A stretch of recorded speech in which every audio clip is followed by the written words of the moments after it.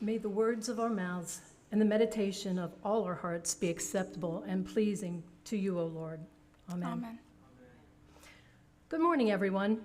Dell and I decided to do something a little different, maybe even a little unique this morning. We had an interesting conversation regarding this gospel. We spoke about what our heart's treasures were and what this verse meant to us. We'd like to share how this conversation went. Feel free to eavesdrop. We seem to be very drawn to the verse, "For where your treasure is, there your heart will be also." For where your treasure is, there your heart will be also. So, Del, what do you think this means? Well, to me, it means where your treasure, or whatever you value most, is where your focus, time, and energy will naturally go. But what if we turned that sentence completely around? Where your heart is, there your treasure will be also. I like that.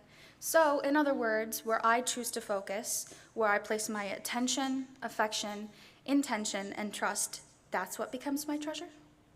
Then I'd ask, what is treasure? Is it money, power, success, recognition? Well, that's a really good question. I believe the greatest treasure isn't a thing. It's God's love, God's gifts to us, and even God's own self. Then it really matters where our hearts are pointing and focused. Because if our hearts are consumed with anxiety, greed, or control, then that becomes our focus, our treasure. And that is a fragile treasure. Exactly. Actually, it just reminded me of a time from way, way, way, way back when I was young and fearless. I was in my early 20s, just about your age maybe, and somehow convinced myself that owning an enduro motorcycle was a great idea. You had a motorcycle? A motorcycle, Oh yeah. my gosh. You know, those bikes that are meant to be both on the open road and the wilderness, like some sort of two-wheeled superhero. Yeah, one of those. The thing is, I wasn't exactly street confident, and my dirt trail skills were, let's just call them aspirational. But I was determined, so a good friend of mine, who either believed in me or just wanted a front row seat to some live-action comedy, took me up into the mountains of Pennsylvania for some off-road training. Now, these trails weren't smooth, scenic routes. No, they were more like nature's obstacle course. Jagged rocks, low-hanging branches, tangled roots, and probably a squirrel up in a tree judging me. I'd be cruising along, and by cruising I mean cautiously bumbling, when suddenly, bam, a big old rock would appear ahead. I'd see it coming from a mile away. I'd stare it down like it owed me money. And no matter how much time I had to react, I'd catch the front tire on that rock every single time. Over the handlebars I'd go, rear end overhead. Eventually, my friend, between fits of laughter, finally said, "Look, your bike goes where your eyes go. If you keep staring at the rock like it had all the answers to the universe, you're going to hit that rock every time." So I stopped focusing on where I didn't want to go and started looking toward where I wanted to go instead. And wouldn't you know it, it actually worked. I rode smoother, fell less, and even got a little bit of a confidence boost, plus a few less bruises. That day I learned something deeper than just riding a motorcycle. Life's the same way. Wherever you fix your eyes, whatever you fix your eyes and your heart on, that's the direction you'll go. Focus on fear, and you'll find more fear. Focus on failure, and you'll crash every single time. But if you focus your heart on the path ahead, on growth, on courage, on purpose, then that becomes your treasure. Because in life, like on a motorcycle, you move toward what you focus on and hold in your heart. It's great that you mentioned that. I like how you spoke about what it felt like to focus on the wrong thing and it leading you to chaos in a sense. I have a story I'd like to share regarding when I focused on the right things. When I was younger, about 18 or so, I worked in a hospital. My life was very hectic at the time, so I'd be all over the place. Still kind of is, but I decided I'd apparently had enough. I had a rather spiritual nudge, asking me to change my intention so I could change my perception. I began to ask to see things, setting intentions of light, joy, and love. And funnily enough, it worked. One day, I showed up late to work, and my coworker suddenly goes, "What are you doing here? You're not scheduled." It turned out I'd forgotten that we'd switched days. So she says, "Well, at least you're off. Why don't you go home and get some rest?" But I did not. Instead, I felt a special pull towards the beach and Dunkin' Donuts. I was sitting at the beach enjoying my matcha and staring out at the water on a bench when suddenly an older woman in a Mercedes pulls up behind me. She happens to sit at the further end of the bench. It's a big bench. Now, for some reason, I feel called to compliment her dress. We proceeded to talk for 2 hours. We even walked the entirety of the boardwalk together. In that conversation, I got to witness the kindness and comfort of a stranger, as well as the love, joy, and light I had been asking to see in my life.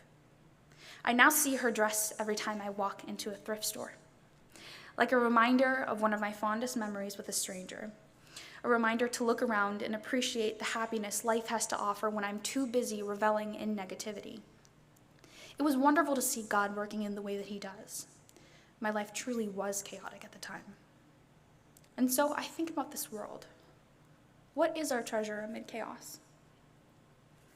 When all we see is violence and war and headlines, anxiety scrolling through social media, pressure to be constantly productive, fear about the economy, the climate, and injustices, it's easy to treasure control, approval. If the world feels like it's constantly falling apart.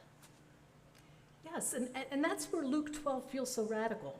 Jesus said, "Do not be afraid, little flock, for your Father has been pleased to give you the kingdom." The kingdom, that's the treasure. And it's already ours, even in the midst of chaos. And if God is our treasure, then maybe even in uncertainty, our hearts can rest, but be ready hearts. Focus not on fear, but on faith. Not on control, but on trust. Remaining steady in our belief that he will guide us through chaos because of the unwavering faith we have in him. And maybe that's our choice. Where will I put my heart today? What will my treasure be? So, if we're meant to keep our hearts focused on God, how should we do that in real life? Not just during prayer or Sunday mornings, but in the ordinary. I think it begins with slowing down enough to notice. God is always present, but we rarely pause long enough to see.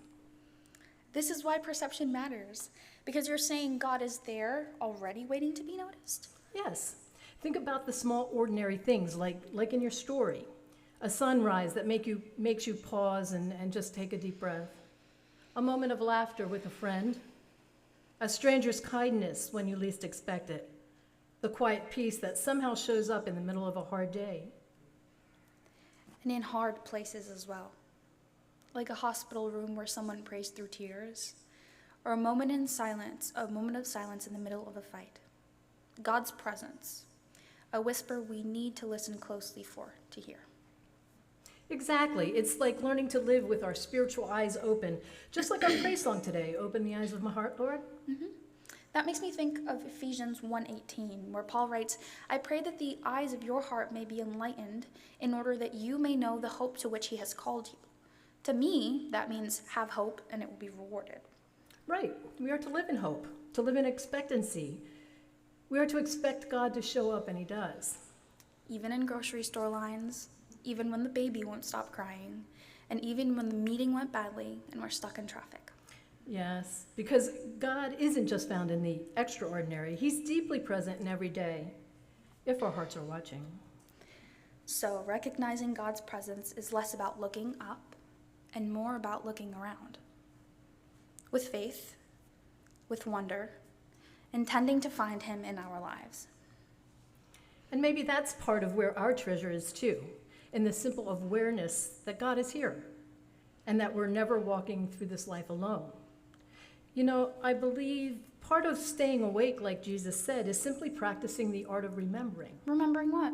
Remembering that God has already been there in our mornings, in our fears, in our little victories, but especially in our ordinary days.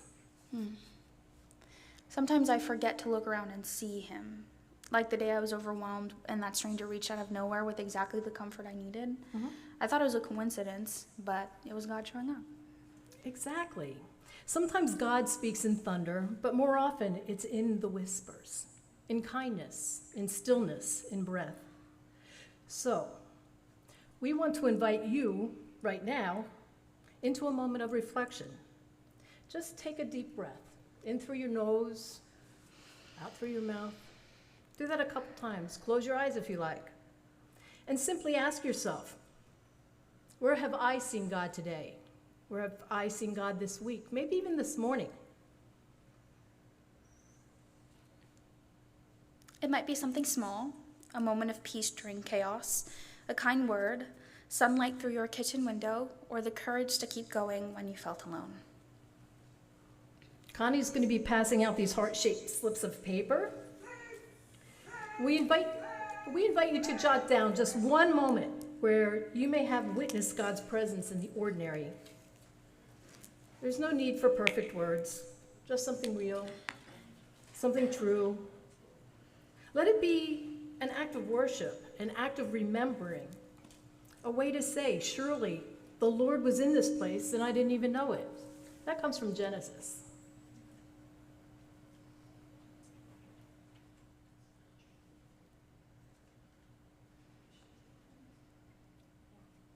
As you're writing these, keep taking in those nice, slow, deep breaths through your nose and out through your mouth.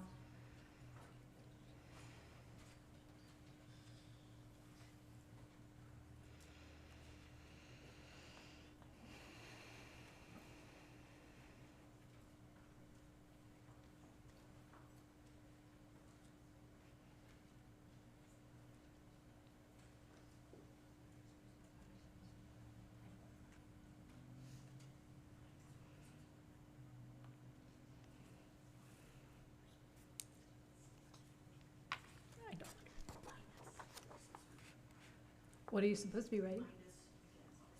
Oh, remind you. Okay, yeah, I can do that.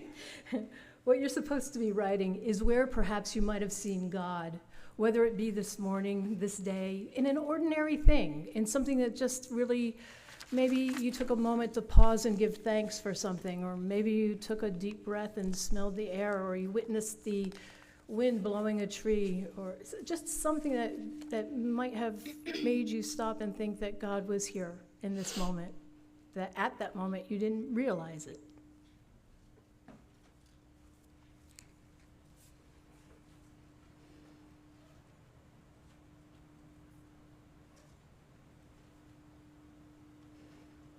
We're going to have the basket at the back of the church.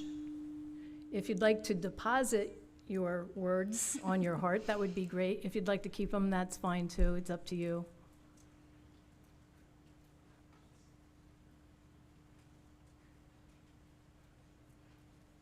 Thank you, Connie.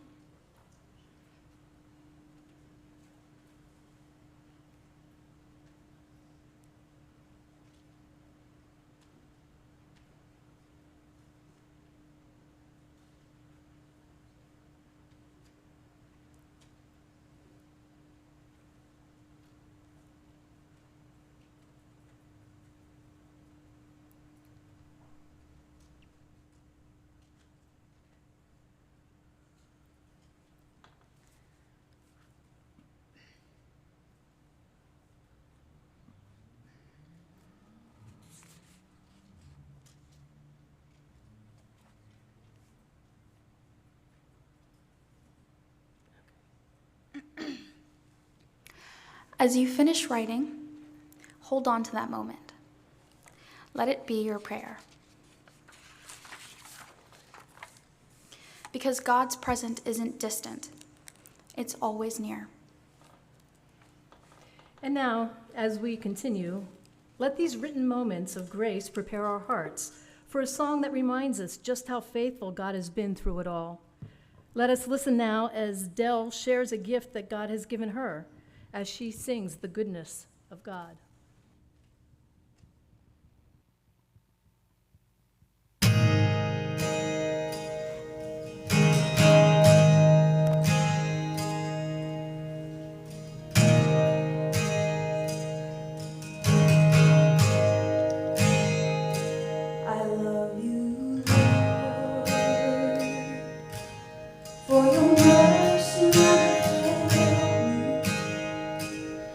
all my days I've been held in your hand.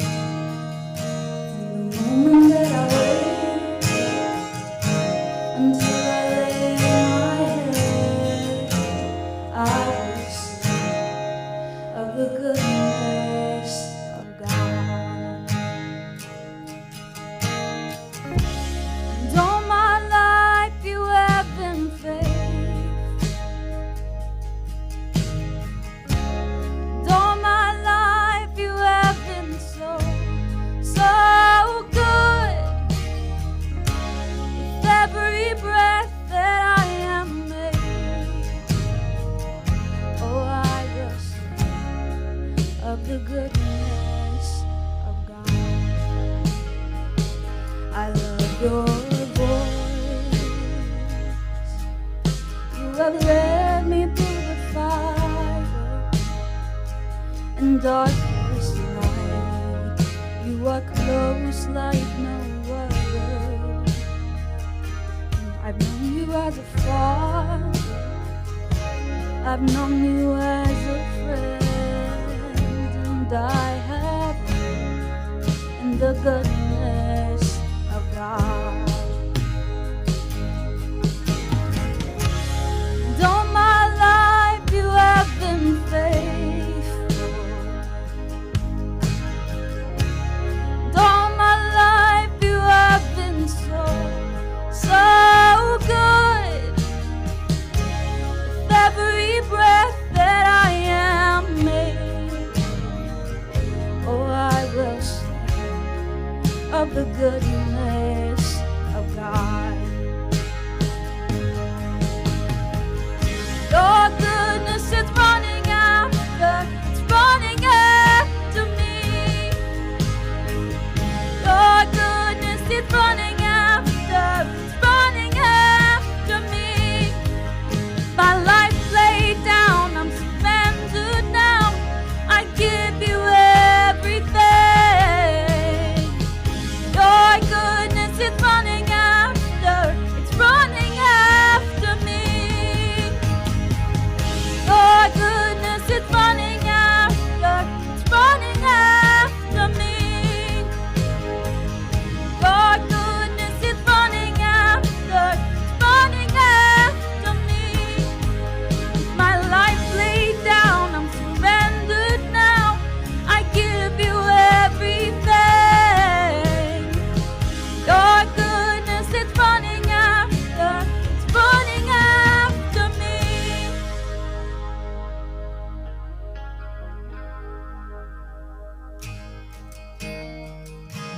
And all my life you have been faithful. And all my life you have been so, so good. With every breath that I am made, oh, I will sing of the goodness